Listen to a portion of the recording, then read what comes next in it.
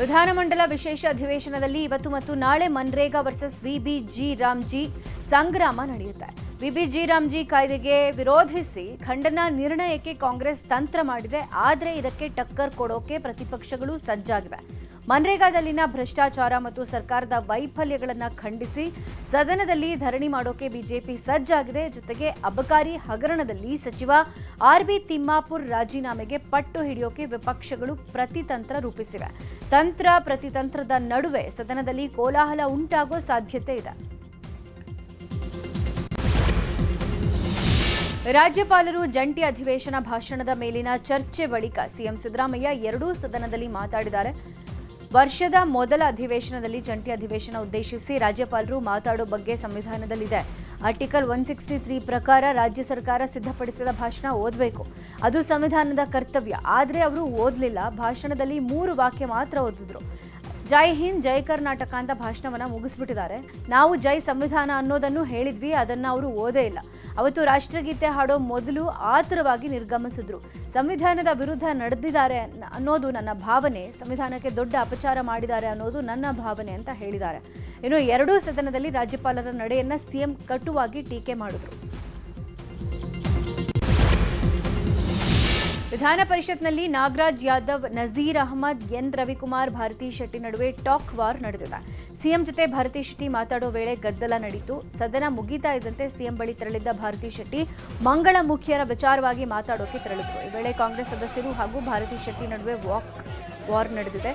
ಕೈ ಮಿಲಾಯಿಸೋ ಮಟ್ಟಕ್ಕೆ ಗಲಾಟೆ ಆಗಿದೆ. ಭಾರತಿ ಶೆಟ್ಟಿ ಬೆಂಬಲಕ್ಕೆ ತೆರಳಿದ ಬಿಜೆಪಿ ಸದಸ್ಯರು ಸಸ್ಪೆಂಡ್ ಮಾಡೋವರೆಗೂ ಬಿಡಲ್ಲ ಅಂತ ಘೋಷಣೆ ಕೂಗಿದ್ರು.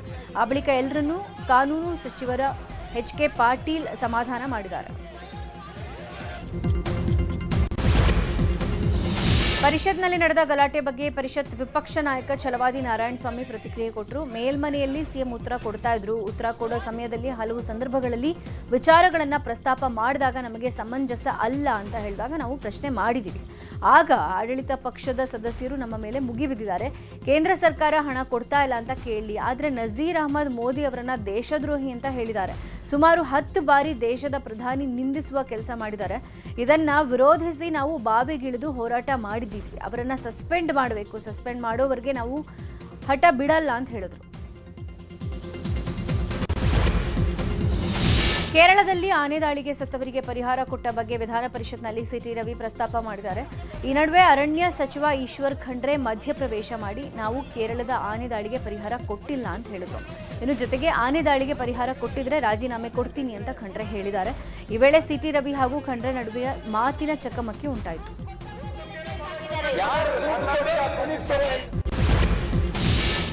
ಸಿಜೆ ರಾಯ್ ಫೈನಾನ್ಷಿಯಲ್ ವ್ಯವಹಾರದ ಮಾಹಿತಿಯನ್ನು ಕಲೆ ಹಾಕ್ತಾ ಇರುವಂತಹ ಎಸ್ಐಟಿ ಅಧಿಕಾರಿಗಳು ರಾಯ್ ಆಡಿಟರ್ಗೆ ನೋಟಿಸ್ ಕೊಟ್ಟು ವಿಚಾರಣೆ ಮಾಡಿದ್ದಾರೆ. ನಿನ್ನೆ ವಿಚಾರಣೆ ಮಾಡಿರೋ ಎಸ್ಐಟಿಗೆ ಕೆಲ ವರ್ಷಗಳ ಟ್ರಾನ್ಸಾಕ್ಷನ್ ಬಗ್ಗೆ ಆಡಿಟರ್ ಮಾಹಿತಿ ಕೊಟ್ಟಿದ್ದು, ಅದಕ್ಕೆ ದಾಖಲೆ ಕೂಡ ಕೊಟ್ಟಿದ್ದಾರೆ. ದಾಖಲೆಗಳ ಪರಿಶೀಲನೆ ವೇಳೆ ಕೋಟಿ ಹಣ ಟ್ರಾನ್ಸಾಕ್ಷನ್ ಆಗಿರೋದು ಗೊತ್ತಾಗಿದೆ.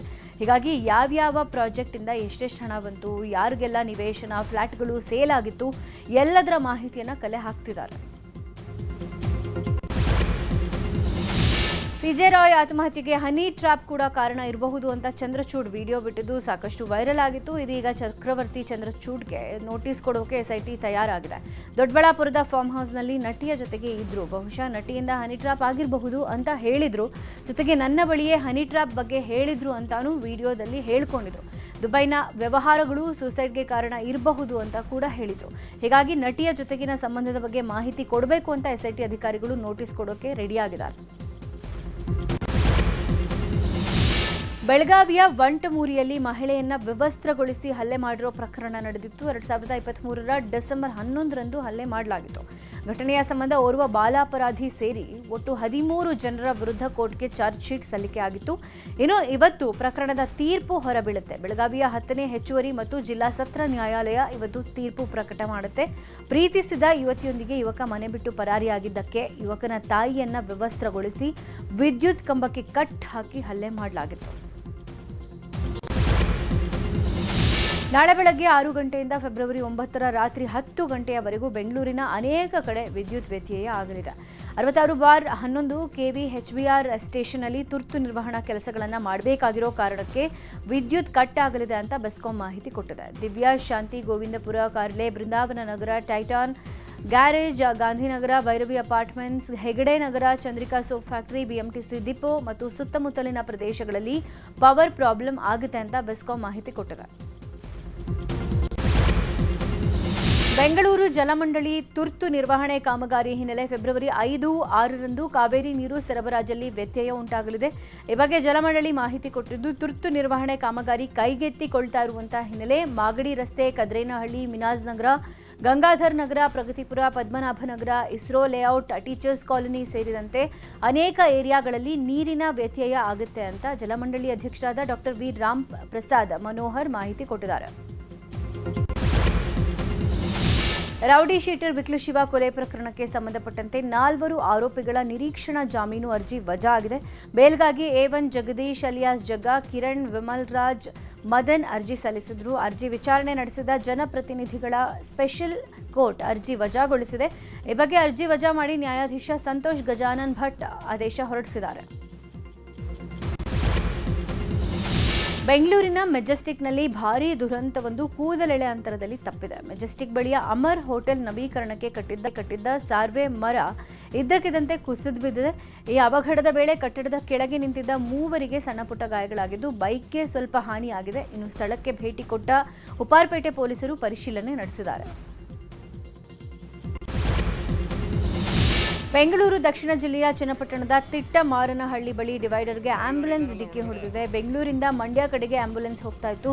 ಈ ವೇಳೆ ಡಿವೈಡರ್ಗೆ ಡಿಕ್ಕಿ ಹೊಡೆದಿದ್ದು ಚಾಲಕನನ್ನ ಸ್ಥಳೀಯರು ರಕ್ಷಿಸಿದ್ದಾರೆ. ಆದರೆ ಆಂಬ್ಯುಲೆನ್ಸ್ ಸಂಪೂರ್ಣ ಜಖಂಗೊಂಡಿದೆ. ಅದೃಷ್ಟವಶಾತ್ ಯಾವುದೇ ಅಪಾಯ ಸಂಭವಿಸಿಲ್ಲ.